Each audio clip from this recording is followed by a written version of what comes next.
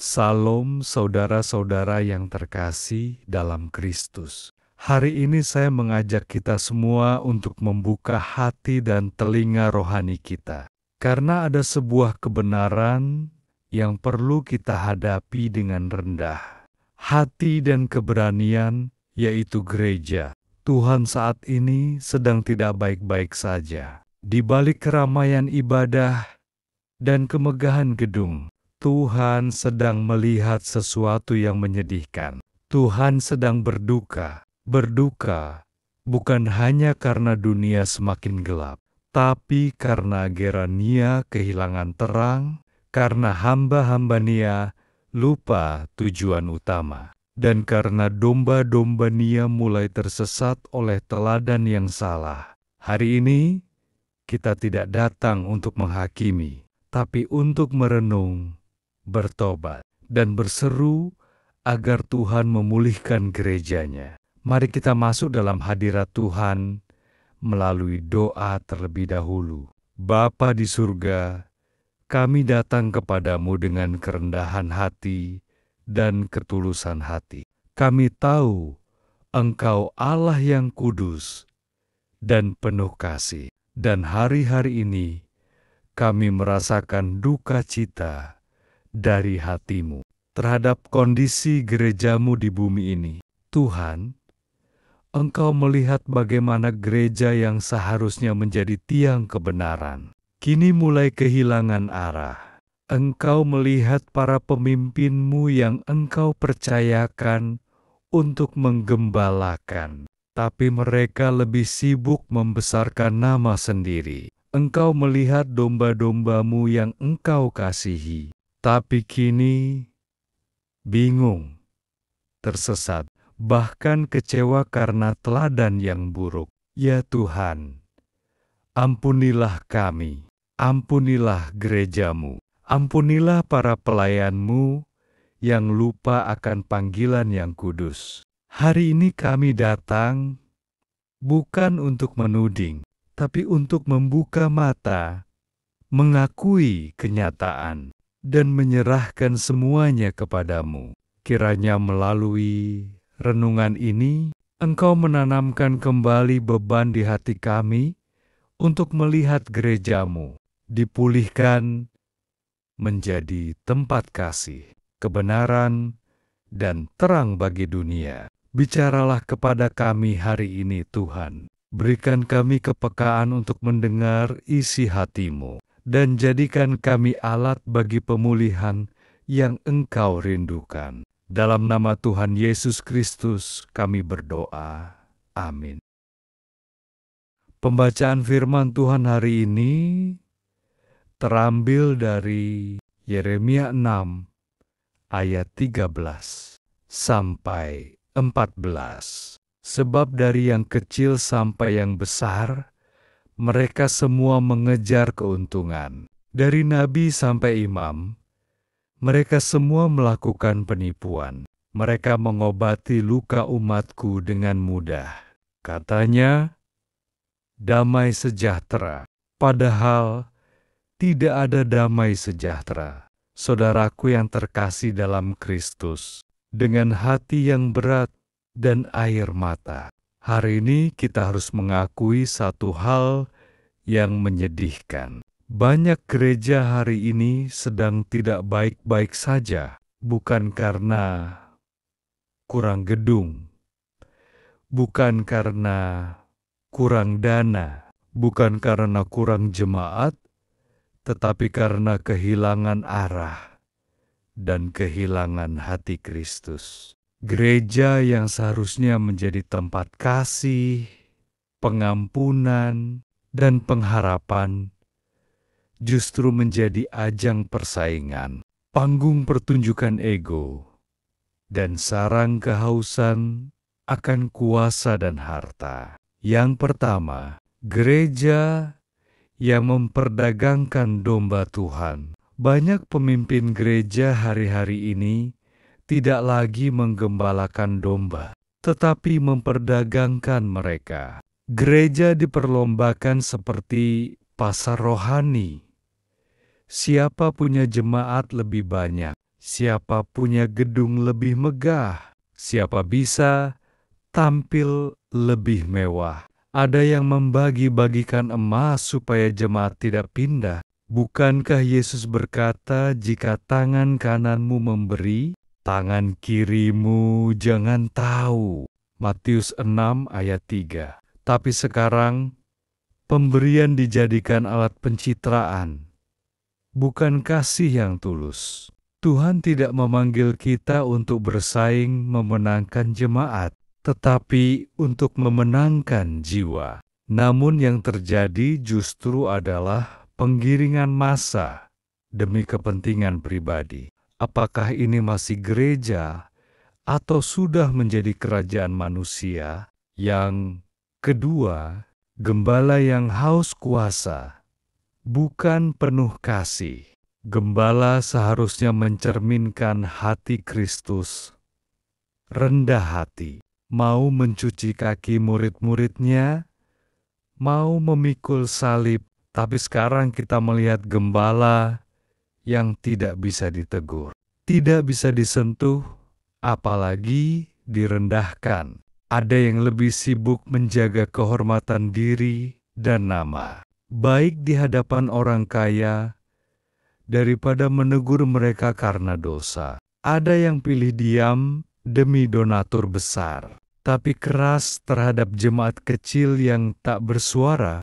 Mereka lupa bahwa hati Tuhan justru dekat dengan yang remuk dan hina. Yesus berkata, "Siapa yang terbesar di antara kamu, hendaklah ia menjadi pelayan." Matius 23 ayat 11. Tapi hari ini, banyak yang justru minta dilayani, dihormati, dan dimuliakan. Ketiga, gereja besar menarik domba-domba dari gereja lain, bukan membawa jiwa baru. Hari ini banyak gereja besar yang mengaku sedang menjalankan amanat agung. Pergilah, jadikanlah semua bangsa muridku. Matius 28 ayat 19. Tetapi yang terjadi justru bukan membawa jiwa-jiwa baru kepada Tuhan, melainkan mengambil domba-domba dari kandang lain. Mereka membawa bendera visi dan misi kerajaan Allah, tetapi kenyataannya mereka sibuk menarik jemaat dari gereja lain, menggiring domba-domba yang sudah dibina oleh gembala lain, dan menerapkan seolah-olah gereja merekalah yang paling benar dalam menjalankan visi Tuhan. Bahkan lebih parah, gereja-gereja kecil yang sudah lebih dahulu ada di suatu wilayah digusur secara perlahan, bukan dengan alat berat, tetapi dengan pengaruh, kekuatan finansial, dan kemasan pelayanan yang memukau. Mereka mendirikan cabang-cabang gereja baru di lokasi strategis yang sudah dihuni oleh gereja lokal kecil, bukan untuk bersinergi, tetapi untuk mendominasi. Apakah ini yang Yesus ajarkan? Bukankah Tuhan memanggil kita untuk menyelamatkan yang terhilang, bukan merebut yang sudah selamat?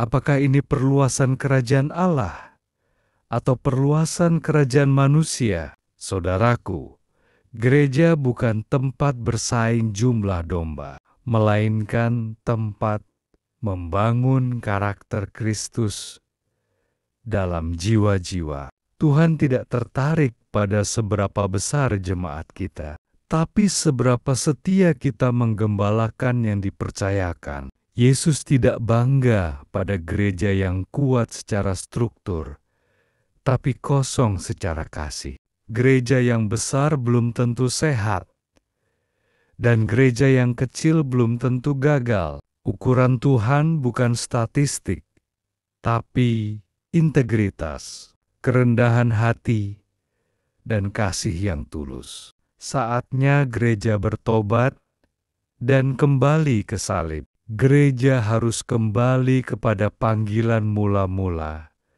mengasihi Tuhan dan sesama, mengajarkan kebenaran dengan kasih, dan menjadi terang serta garam di dunia ini. Tuhan sedang mencari gereja yang tidak populer, tapi setia, yang tidak mengejar jumlah, tapi mengejar jiwa, yang tidak takut menegur dosa, tapi melakukannya dengan kasih dan belas kasihan. Kita perlu pemimpin yang lebih banyak berlutut di ruang doa daripada berdiri di panggung.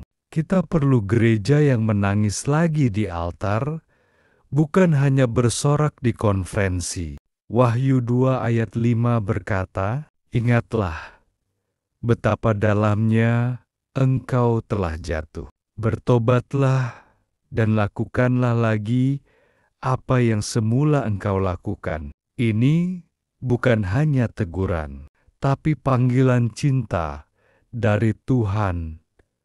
Gereja masih dicintai Tuhan, tapi Tuhan juga rindu gerejanya bersih, kudus, dan penuh kasih. Mari kita menjadi bagian dari pemulihan, bukan kerusakan. Mari kita jadi suara kebenaran, bukan gema kesesatan. Dan mari kita kembalikan pusat gereja kepada Yesus Kristus, bukan manusia.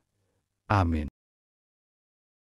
Mari kita bersama-sama berdoa untuk pemulihan bagi gereja Tuhan.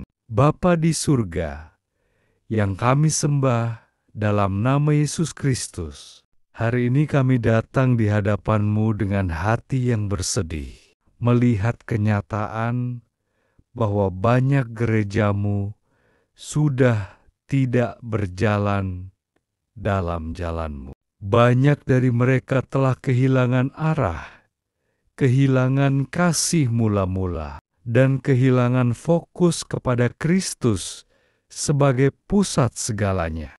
Tuhan, kami berdoa untuk gereja-gereja-Mu dimanapun berada. Kiranya Engkau menjamah dan memulihkan mereka. Singkapkanlah segala kepalsuan yang tersembunyi, segala ambisi pribadi, roh kesombongan, keserakahan, dan kehausan akan kuasa yang telah mencemari tubuh Kristus. Kami berdoa untuk para pemimpin gereja, para gembala, hamba Tuhan, dan pengurus jemaat, supaya Engkau membawa mereka kembali kepada salib, kepada kerendahan hati, kepada kasih yang sejati. Bangkitkan kembali hati seorang gembala, bukan penguasa. Ajarkan mereka untuk menggembalakan bukan karena ambisi, tapi karena kasih kepada domba-domba-Mu, ya Tuhan.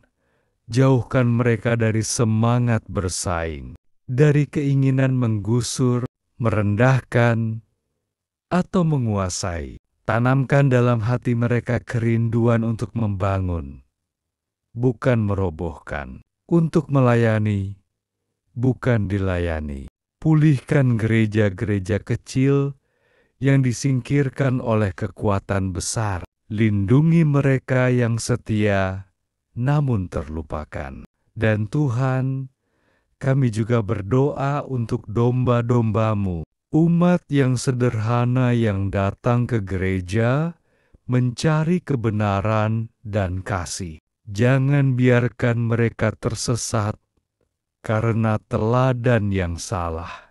Jangan biarkan mereka pahit dan menjauh dari-Mu hanya karena perilaku manusia. Dekaplah mereka satu persatu, tuntun kembali ke dalam pelukan kasih-Mu yang tak bersyarat. Bapa, hanya Engkau yang sanggup membangkitkan gereja-Mu kembali. Kiranya Engkau menjadikan gereja-Mu kudus, rendah hati, setia pada firman, dan siap menyambut kedatangan Tuhan Yesus. Jadikan gereja tempat kebenaran dinyatakan, kasih dibagikan, dan nama-Mu dimuliakan, bukan manusia. Di dalam nama Yesus Kristus, Kepala Gereja yang sejati, kami menyerahkan semuanya ke dalam tangan-Mu. Amin.